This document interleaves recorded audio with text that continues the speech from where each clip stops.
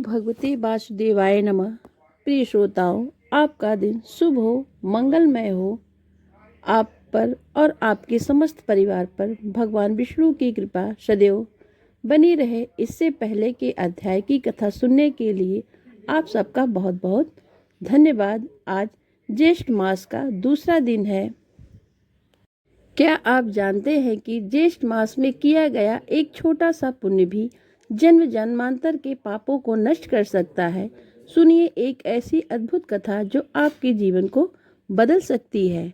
प्राचीन समय की बात है। एक नगर में एक गरीब लेकिन श्रद्धालु ब्राह्मण रहता था। वह सदैव भगवान विष्णु की भक्ति में लीन रहता, लेकिन उसके जीवन में दरिद्रता और कष्ट कम नहीं होते थे।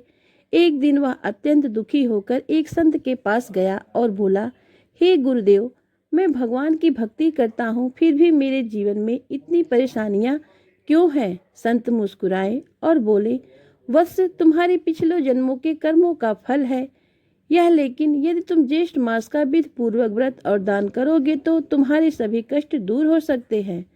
ब्राह्मण ने श्रद्धा से पूछा, मुझे क्या करना होगा? संत ने कहा, ज्येष्ठ मास में प्रातःकाल स्नान कर भगवान विष्णु की पूजा करो, जल से भरे घड़े जलदान करो और जरूरतमंदों को भोजन कराओ। यह सब करने से तुम्हारे पाप नष्ट होंगे और सुख समृद्धि प्राप्त होगी। ब्राह्मण ने पूरे मन से यह व्रत प्रारंभ किया और प्रतिदिन सूर्योदय से पहले उठकर स्नान करता, पूजा करता और जलदान करता। धीरे धीरे उसके जीवन से चमत्कार होने लगे। उसके घर में धन आने लगा, कष्ट समाप्त हो गए और परिवार में सुख शांति छा गई। कुछ समय बाद जब उसका जीवन पूर्णतः बदल गया तो वह संत के पास धन्यवाद देने पहुंचा। संत ने कहा, यह सब ज्येष्ठ मास की महिमा और तुम्हारी श्रद्धा का फल है। ज्येष्ठ मास में किया गया व्रत, दान और पूजा अत्यंत फलदायी होता है। सच्ची श्रद्धा और नियम से किए गए कर्म कभी व्यर्थ नहीं होते। भगवान विष्णु की भक्ति के सभी कष्टों को दूर कर सकती है। तो प्रेम से बोलिए विष्णु भगवान की जय।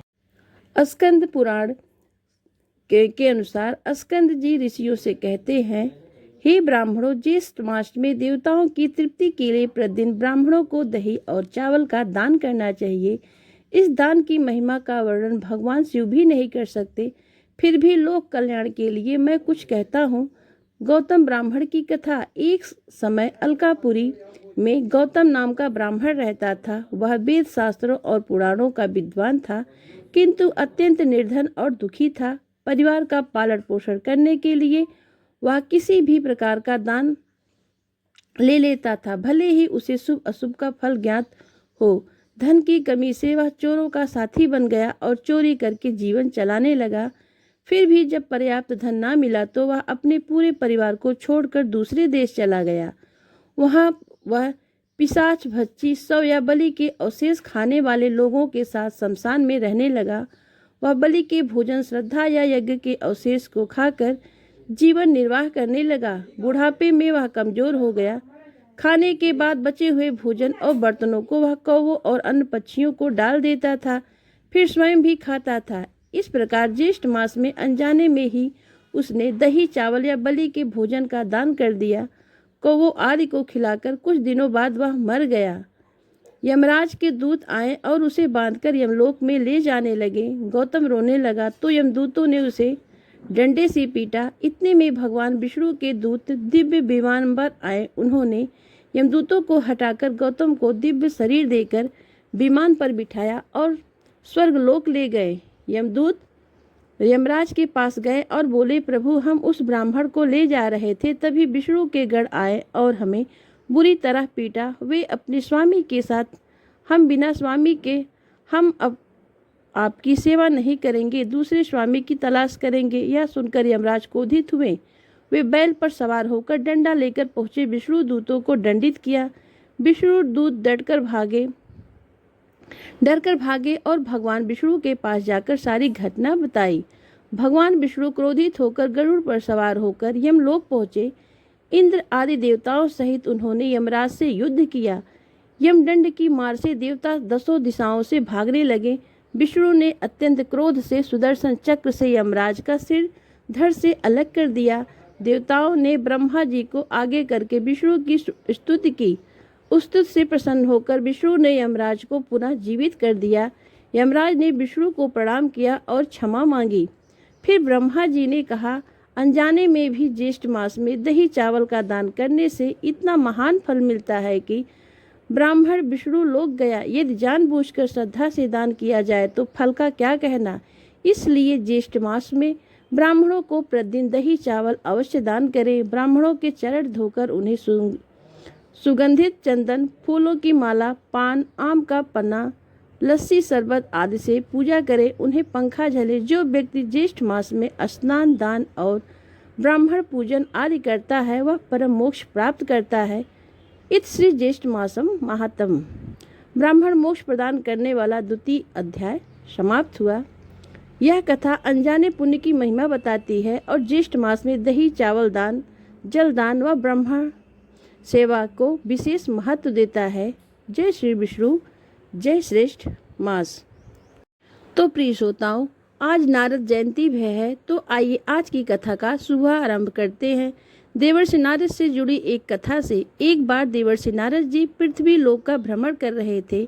तब उन्हें एक खास भक्त जो कि नगर के एक सेठ थे, उन्होंने याद किया। अच्छी सेवा सत्कार के बाद सेठ जी ने नारद जी से प्रार्थना की कि हे देवर्षि, आप ऐसा कोई आशीर्वाद दीजिए कि कम से कम एक संतान तो मेरी हो जाए। नारद जी ने कहा कि तुम लोग चिंता मत करो, मैं अभी श्री नारायण भगवान से मिलने जा रहा हूँ। उन तक तुम्हारी प्रार्थना पहुँचा दूंगा और वे अवश्य ही कुछ न कुछ करेंगे। सेठ से जी से ऐसा कहकर देवर्षि नारद वैकुंठ लोक में श्री विष्णु भगवान से मिलने गए और सेठ जी की सारी व्यथा भगवान को बताई। सुनकर भगवान बोली कि हे देवर्षि, उनके भाग्य में तो संतान सुख है ही नहीं, इसलिए कुछ भी हो सकता है, कुछ भी नहीं हो सकता।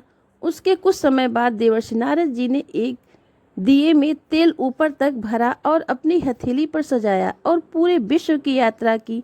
अपनी निर्विघ्न यात्रा का समापन उन्होंने वैकुंठ लोक आकर ही संपन्न किया। इस पूरी प्रक्रिया में नारद जी को बड़ा घमंड हो गया कि उनसे ज़्यादा ध्यानी और विष्णु भक्त कोई नहीं और है ही नहीं। अपने इसी घमंड में देवर्षि नारद पुनः पृथ्वी लोक पर आए और उन्हीं सेठ जी के घर पहुँचे। इस दौरान सेठ जी के घर में छोटे छोटे 4 बच्चे घूम रहे थे। यह देखकर नारद जी ने जानना चाहा कि यह संतान किसकी है, तो सेठ जी बोले कि आपकी। नारद जी इस बात से प्रसन्न नहीं थे। उन्होंने कहा, क्या बात है, मजाक नहीं, साफ साफ बताओ। सेठ जी ने कहा, एक साधु एक दिन घर के सामने से गुजर रहा था और बोल रहा था कि 1 रोटी दो, 1 बेटा, 4 रोटी दो, 4 बेटे। मैंने उन्हें 4 रोटी खिलाई और कुछ समय के बाद मेरे यहाँ 4 पुत्र पैदा हुए। देवर्षि नारद जी सुनकर आग बबूला हो गए और श्री विष्णु भगवान जी के पास पहुँचने के लिए वैकुंठ लोक वापस जा पहुँचे। देवर्षि नारद जी को देखते ही भगवान अत्यंत पीड़ा से कराहने लगे। उन्होंने नारद जी से कहा, देवर्षि, मेरे पेट में भयंकर रोग हो गया है और मुझे जो व्यक्ति अपने हृदय से लहू निकाल कर देगा उसी से मुझे आराम होगा।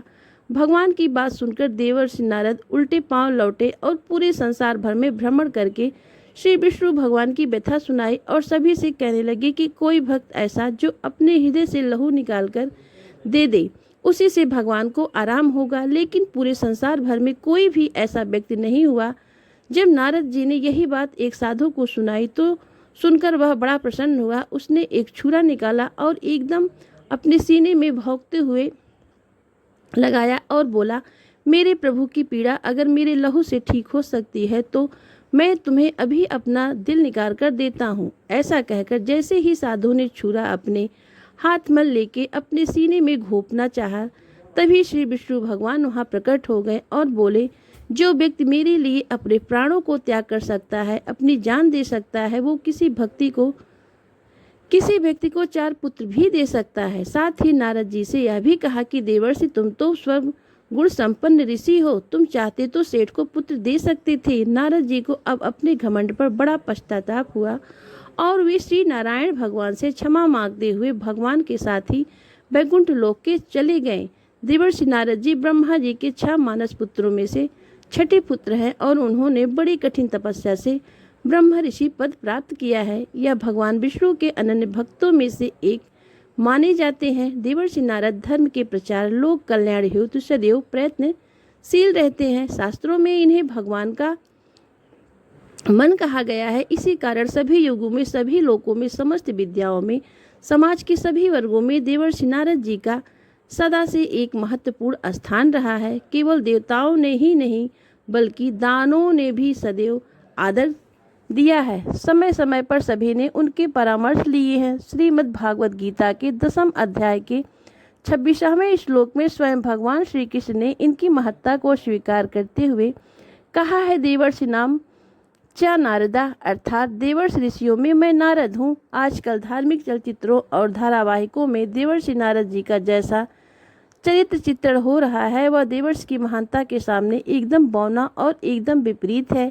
नारद जी के पात्र को जिस प्रकार से प्रस्तुत किया जा रहा है उससे आम आदमी में उनकी छवि लड़ाई झगड़ा करवाने वाले व्यक्ति की अथवा विदूषक की बन गई है, जो कि उनके प्रकांड पांडित्य और विराट व्यक्तित्व के प्रति सरासर अन्याय है। नारद जी का उपहास उड़ाने वाले श्रीहरि के इस अंधास अवतार की अवमानना के दोषी कहे जाते हैं और भगवान की अधिकांश लीलाओं में देवर्षि नारद जी उनके अनन्य सहयोगी बने हैं। वे भगवान के पार्षद होने के साथ साथ देवताओं के प्रवक्ता भी हैं और नारद जी वस्तुतः सही मान्यताओं में तीव्रशील हैं। इस कारण से सभी कभी भी कोई भी लीला दिखानी हो, जैसे कि इस कहानी में आपको बताया गया है, देवर्षि नारद जी के घमंड को तोड़ने की कहानी, तो यह सब भगवान की लीला के कारण ही हुआ है, क्योंकि भगवान देवर्षि नारद जी के माध्यम से ही सभी लोगों को संदेश देना चाहते हैं। या जब भी उन्हें कोई लीला आगे दिखानी होती है तो उनका एक माध्यम वे देवर्षि नारद जी को बताते हैं, ताकि वह लीला अपने आगे के क्रम में बढ़ सके। और हर लीला का कोई न कोई उपदेश होता है। तो यह थी देवर्षि नारद जी की कहानी। आइए अब हर दिन की तरह सबसे पहले सुनते हैं सीता नित्यनेम की कहानी। और क्योंकि आज रविवार का दिन है, अन्य सभी मासों में की गई पूजा से कहीं अधिक पुण्य फल ज्येष्ठ मास में पड़ने वाले रविवार को प्राप्त होता है। इसलिए आज के दिन जो भक्त सच्चे मन से श्री आदित्य हृदय श्रोतम का पाठ करता है अथवा सुनता है, उस पर सूर्यदेव की कृपा सदैव बनी रहती है। इसलिए आज हम श्री आदित्य हृदय श्रोतम का हिंदी अनुवाद भी सुनेंगे। फिर सुनेंगे आज के महात्म्य की और दूसरी कथा। यह कहानी सीता माता कहानी थी और भगवान श्री राम इसे सुना करते थे। एक दिन भगवान को किसी काम से बाहर जाना पड़ गया तो सीता माता कहने लगी, प्रभु मेरा तो 12 वर्ष का नित्यनेम है और जब आप बाहर जाएंगे तो मैं अपनी कहानी कैसे सुनाऊंगी। तब भगवान राम जी ने कहा कि तुम कुएं की पाल पर जाकर बैठ जाना और वहाँ जो औरतें पानी भरने आएंगी उन्हें अपनी कहानी सुना देना। सीता माता भगवान के कहे अनुसार कुएं की पाल पर जाकर बैठ गईं। तभी एक स्त्री आई जिसने रेशम जरी की साड़ी पहन रखी थी और सोने का घड़ा ले रखा था।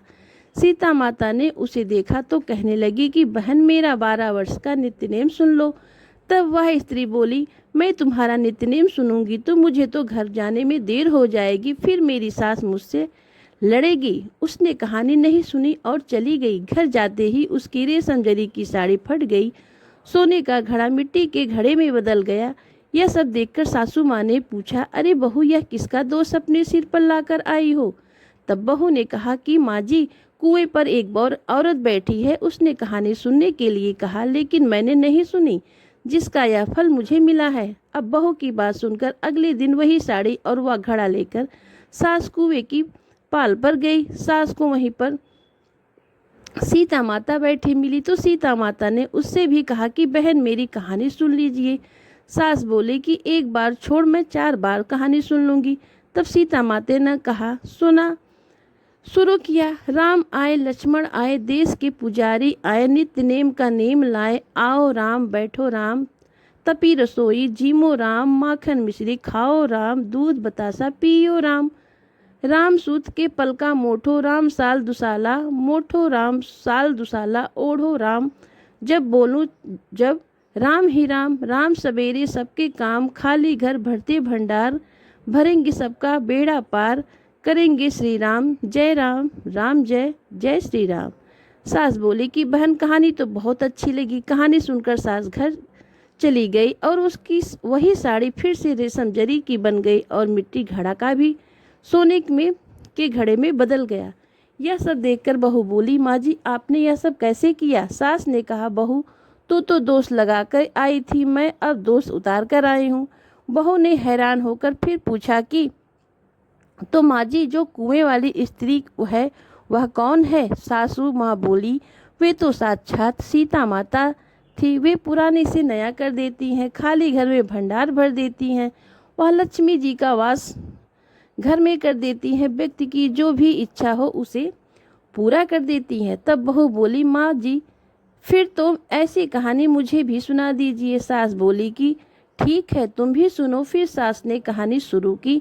राम आए, लक्ष्मण आए, देश के पुजारी आए, नित्य नेम का नेम लाए। आओ राम, बैठो राम, तपी रसोई जीमो राम, माखिन मछली खाओ राम, दूध बतासा पियो राम, सूत के पलका मोठो राम, साल दुसाला पोठो राम, साल दुसाला ओढ़ो राम। जब बोलूं जब राम ही राम, राम सवेरे सबके काम, खाली घर भंडार भरेंगे, सबका बेड़ा पार करेंगे। श्री राम, जय जय राम, जय श्री राम। कहानी सुनकर बहू बोली, माँ जी कहानी तो बहुत अच्छी है। सास ने कहा, ठीक है अब तो हम इस कहानी को रोज कहा करेंगे। अब सासू माँ रोज सवेरे उठती, नहाती धोती और पूजा करने के बाद नित्यनेम की सीता माता की कहानी कहती। एक दिन उसके यहाँ पड़ोस की एक औरत आई। वह बोली, बहन जरा सी आँच दो तो देना। तो वे बोली कि आँच तो अभी तक हमने जलाई ही नहीं। पड़ोसन ने पूछा, तो फिर तुम सुबह 4 बजे से उठकर क्या कर रही हो? उन्होंने बताया कि सुबह उठकर हम तो पहले पूजा करते हैं, फिर सीता माता की नित्यनेम की कहानी कहते हैं। पड़ोसन ने उनकी बात सुनकर फिर पूछा, सीता माता की कहानी कहने से तुम्हें क्या मिला? तब वे बोली कि इनकी कहानी कहने से घर में भंडार भर जाते हैं, सारे काम सिद्ध हो जाते हैं, मन की इच्छा पूरी हो जाती है। तब फिर पड़ोसन बोली कि बहन मुझे भी ऐसी कहानी सुना दो। वह बोली, ठीक है फिर तुम भी यह कहानी सुन लो। राम आए, लक्ष्मण आए, देश के पुजारी आए, नित्य नेम का नेम लाए। आओ राम, बैठो राम, तभी रसोई जीमो राम, माखिन मिश्री खाओ राम, दूध बतासा पियो राम, राम दूध के पलका मोठो राम, साल दुसाला पोठो राम, साल दुसाला ओढ़ो राम। जब बोलूं तब जब राम ही राम, राम सवेरे सबके काम, खाली घर भंडार भरेंगे, सबकी पीड़ा पार करेंगे। श्री राम, जय जय राम। सारी कहानी सुनाने के बाद पड़ोसन कहने लगी, बहन कहानी तो मुझे बहुत अच्छी लगी। अब वह पड़ोसन भी नित्य नेम सीता माता की कहानी कहने लगी। कहानी कहने सुनने करने से सीता माता ने पड़ोसन के घर में भंडार भर दिए। अब तो पूरे मोहल्ले में नित्य नेम की कथा चल पड़ी और हर किसी की मनोकामना सीता माता की कृपा से पूरी होने लगी। हे सीता माता, जैसे आपने उस बुढ़िया के और उस पड़ोसन के भंडार भरे, वैसे ही सबके भंडार भरना, कहानी कहने वाले के, सुनने वाले और हुकार भरने वाले के भी भरना। तो सभी प्रेम से बोलिए, सीता माता की जय। रामचंद्र भगवान युद्ध से थककर चिंता करते हुए रणभूमि में खड़े हुए थे कि इतने में रावण भी युद्ध के लिए उनके सामने आकर खड़ा हो गया। यह देखकर भगवान अगस्त्य मुनि ने, जो युद्ध देखने के लिए देवताओं के साथ आए थे, वह मुनि भगवान राम के पास जाकर बोले। मुनि ने कहा, हे सबके हृदय में रमण करने वाले महाबाहो राम, यह सनातन रमणी गोपनीय स्रोत सुनो। बस इसके जाप से तुम युद्ध में अपने समस्त शत्रुओं पर विजय पाओगे, इसमें संदेह नहीं है। इस गोपनीय स्रोत का नाम है आदित्य हृदयम सोतम। यह परम पवित्र और शत्रुओं का विनाश करने वाला है। इसके जाप से सदा विजय प्राप्त होती है। यह नित्य अच्छे और परम कल्याणमय है, संपूर्ण मंगलों का भी मंगल है। इस स्रोत के पार से सभी पापों का विनाश होता है। यह चिंता और शोक को मिटाने वाला है और आयु को बढ़ाने वाला है। भगवान सूर्य अपनी अनंत किरणों से सुशोभित है। यह नित्य उदय होने वाले देवता और असुरों से पूजनीय नाम से प्रसिद्ध है। प्रभा का विस्तार करने वाले भास्कर और संसार के स्वामी भुवनेश्वर हैं। हे राम, तुम इनका रश्मि मते समुद्रते देवासुर नमस्कृताय विवस्तते भास्कराय हुए भुवनेश्वराय नमः इन मंत्रों से पूजन करो। संपूर्ण देवता इन्हीं के स्वरूप हैं। इन तेजों की राशि तथा अपने किरणों से जगत को सत्ता और स्फूर्ति प्रदान करने वाले हैं।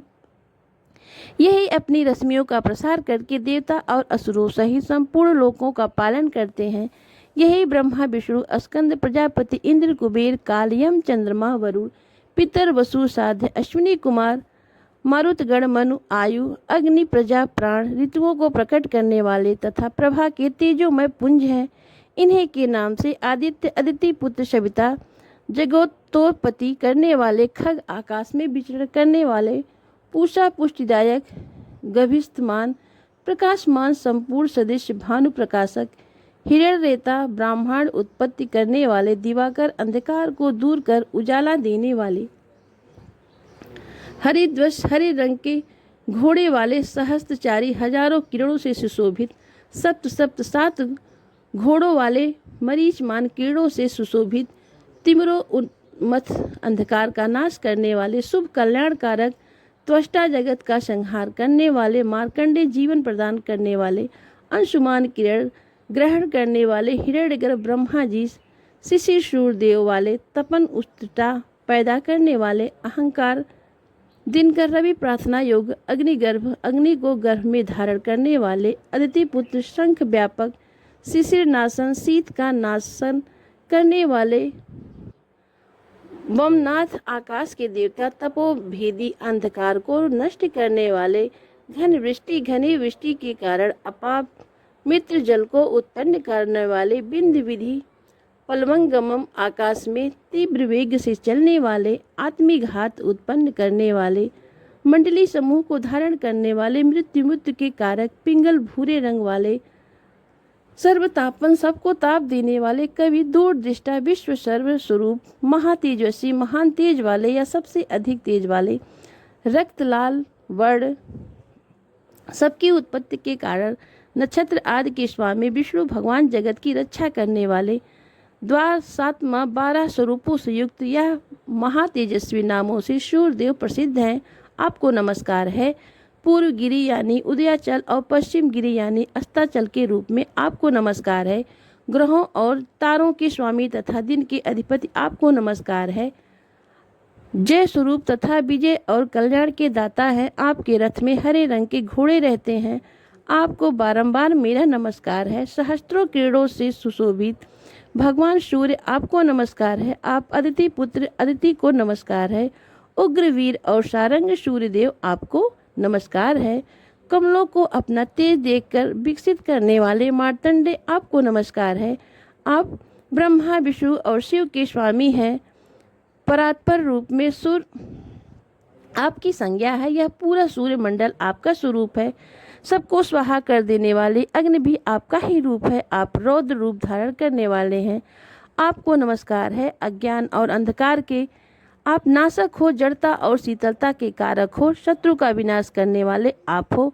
आपका स्वरूप अप्रमेय है। आप कृतजनों का नाश करने वाले हो।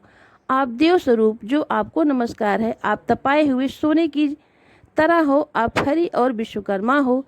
तम के नाशक प्रकाश स्वरूप जगत के साक्षी हो। आपको नमस्कार है। सूर्य ही संपूर्ण भूतों का संहार करने वाले पालन करने वाले सूर्य ही अपनी गर्मी से अपनी किरणों द्वारा वर्षा करते हैं। यह भगवान सबके जो सो जाने के बाद भी जागते रहते हैं वही अग्निहोत्र तथा अग्निहोत्री को मिलने वाली देवता है। देवता यज्ञ और यज्ञों के फल प्रदान करने वाले भी यही हैं। संपूर्ण जगत में होने वाली क्रियाओं के फल देने वाले यही है। राघव विपत्ति में कष्ट में दुर्गम में तथा किसी भी प्रकार के भय के अवसर पर जो कोई भी मनुष्य इस सूर्य देव के स्रोत का कीर्तन करता है उसे दुख नहीं भोगना पड़ता। इसलिए हे राम तुम एकाग्रचित होकर इन देवाधिदेव जगदीश्वर की पूजा करो। इस आदित्य हृदय का 3 बार पाठ करने से तुम युद्ध में निश्चय ही विजय प्राप्त करोगे। महाबाहु राम तुम इसी क्षण रावण का वध कर सकोगे। ऐसा कहकर अगस्त मुनि वहां से चले गए। अगस्त मुनि का उपदेश सुनकर वहां महातेजस्वी श्री रामचंद्र जी का शोक दूर हो गया। उन्होंने प्रसन्नचित से आदित्य हृदय स्तोत्रम का पाठ किया और स्रोत को धारण किया। 3 बार आचमन करके जाप किया। उसके बाद भगवान श्री रामचंद्र जी ने धनुष उठाकर रावण की ओर देखा और उत्साहपूर्वक विजय पाने के लिए वे आगे बढ़ने लगे। फिर पूरा निश्चय करके वे रावण का वध करने के लिए उद्यत हुए। उस समय देवताओं के मध्य में खड़े हुए भगवान सूर्य ने उन्हें प्रसन्न होकर श्री रामचंद्र जी की ओर देखा और निशाचर राज रावण के विनाश का समय नजदीक जानकर हर्षपूर्वक कहा, रघुनंदन अब जल्दी करो। यह थी श्री आदित्य हृदय सोतम का हिंदी अनुवाद। अब सुनिए ज्येष्ठ मास महात्म्य। दूसरे महात्म्य का भगवान श्री कृष्ण ने कहा, सांप, अब मैं सूर्य के विशिष्ट अवसरों पर होने वाले व्रत, उत्सव और पूजा की विधियों का वर्णन करता हूँ। उन्हें सुनो। किसी मास में शुक्ल पक्ष की सप्तमी ग्रहण या संक्रांति के एक दिन पहले एक बार हविषान का भोजन कर सायं काल के समय भली भांति आचमन आदि करके अरुण देव को प्रणाम करना चाहिए तथा सभी इंद्रियों को संयम में रखकर भगवान सूर्य का ध्यान कर रात्रि में जमीन पर कुश की शैया पर शयन करना चाहिए। दूसरे दिन प्रातः काल उठकर विधि पूर्वक स्नान संपन्न करके संध्या करके तथा पूर्वोत्तर मंत्र ओम गोलखाय स्वाहा इस मंत्र का जाप और सूर्य भगवान की पूजा करें। अग्नि को सूर्य ताप के रूप में समझकर वेदी बनाए और संक्षेप में हवन तथा तर्पण करें। गायत्री मन से प्रोक्षण कर पूर्वाग्र और उत्तराग्र कुशा बिछाएं। अनंतर सभी पात्रों पर का शोधन कर दो यानी कि शुद्धि कर दो कुशाओं की प्रदेश मात्र की एक पवित्री बनाए। फिर उस पवित्री से सभी वस्तुओं का प्रोक्षण करें अर्थात शुद्धि करें। घी को अग्नि पर रखकर पिघला ले। उत्तर की ओर पात्र में उसे रख दे। फिर अग्नि में 3 बार घी डालें। शुआ आदि का कुशों द्वारा परिमार्जन और संप्रोषण करके अग्नि में सूर्य देव की पूजा करें और दाहिने हाथ से श्रुआ ग्रहण कर मूल मंत्र से हवन करें। मनोयोग पूर्वक मौन धारण कर सभी क्रियाएं संपन्न होती हैं। पूर्णाहुति के बाद तर्पण करें। फिर ब्राह्मणों को उत्तम भोजन कराना चाहिए और यथाशक्ति उनको दक्षिणा भी देनी चाहिए। ऐसा करने से मनोवांछित फल की प्राप्ति होती है।